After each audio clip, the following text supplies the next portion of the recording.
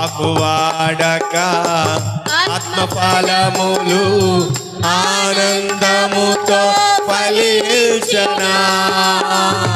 ఆకువాడక ఆత్మఫలములు ఆనందముతో ఫలించనా.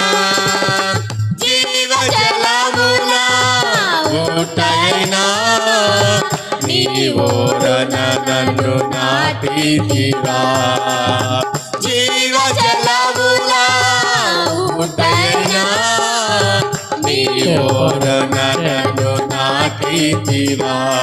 మహోన్నతుడా నీ కృపలో నేను పాడాలి. మహోన్నతుడైన దేవుని నీడలో నివసించినట్లుగా మన జీవిత ధన్యతని భాగ్యమని ప్రతి ఒక్కరు స్తుతించండి.